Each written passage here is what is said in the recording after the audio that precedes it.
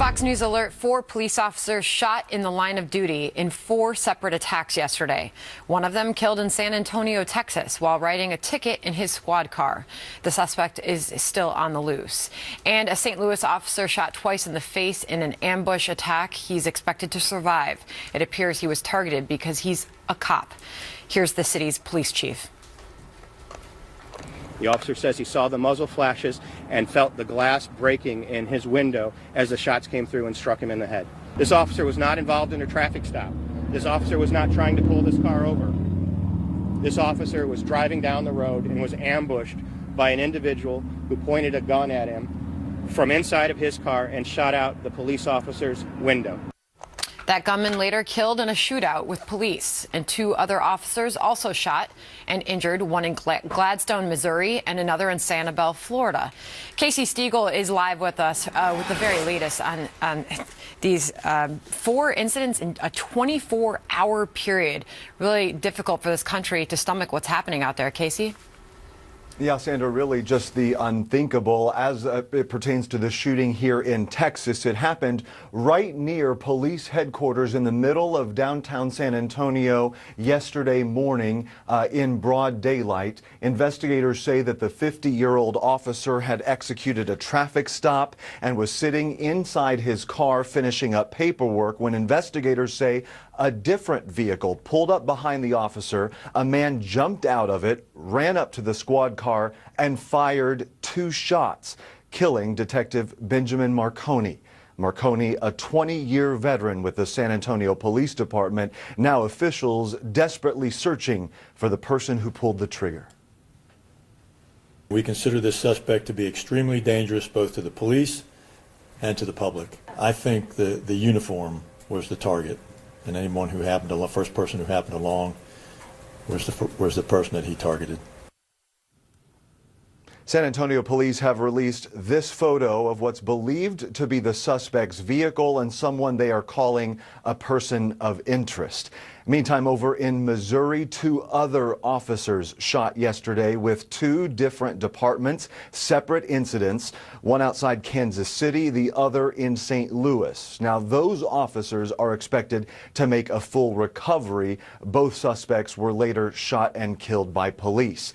And in Florida Sunday evening, an officer with the Sanibel Police Department also shot after finishing up a traffic stop. Authorities say he was treated and released from the hospital, and the man they believe is responsible was later arrested. So out of the 4 shootings that happened in just 24 hours in this country, only 1 suspect remains on the run at this hour, and that again is the deadly shooting down in San Antonio.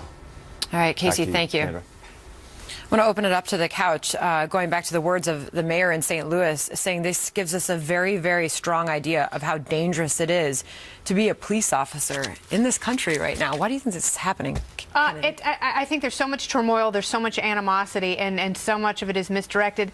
And you have to realize this is not a majority of people. And in fact, there was just a survey that came out a few weeks ago that said more people have faith and admiration and respect for police officers than have in many years, especially in places like Los Angeles, that has seen, its difficulty with its police department. Highest level of respect since 1967. That's absolutely right. And I spoke with a lot of police officers lately who say they feel targeted, and they feel like there's a lack of respect with some of the people that they come across on a day-to-day basis. And I think it is such a difficult job, and it is such an inappropriate reaction if you think that there are institutions that need to be reformed in this country, like the criminal justice system. And I think about these people because, by and large, all these cops who are shot are they have families, they have kids.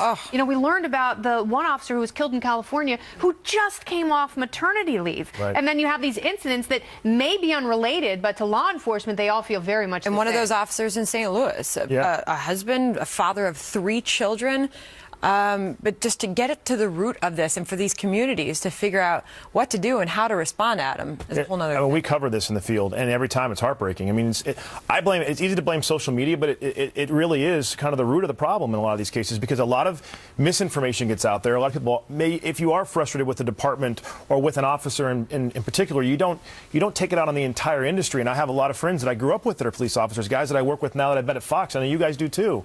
And they're always targeted. They've always know that there's a target on their back, but never more than today. I mean, and if you don't think that affects their job when they go out, I mean, here they're serving us. They're doing amazing things in communities, and some of these really poor communities we go into, and in upper scale communities, they do phenomenal work 99% of the time.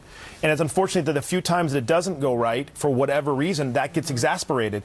And the problem is these guys now are going out there, and gals, and they're going, not only they already had that target, but now they're really uncertain. And all it does is affect what they do as a job. So how should this play out politically, Megan? Because here we are in this transition. We're about to have a new president in the White House. Trump, how should he respond? He campaigned on, he is the law and the law candidate, right? The law and order candidate. I actually really like this aspect of when he was running. I mean, these stories just give me chills. There was an incident that happened in Arizona where a police officer was shot at a gas station sitting in his car. Even if these are smaller incidences, even if it's only in, the teens or whatever, it's still a trend that's happening, and it only seems to be getting worse.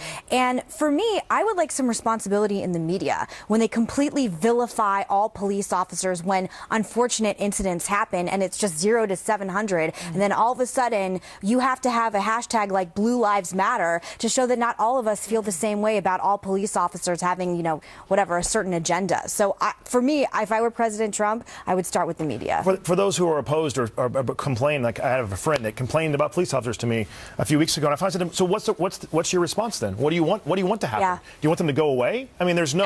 Let's work to make it better. Go ahead, Sam. And should President Obama speak up?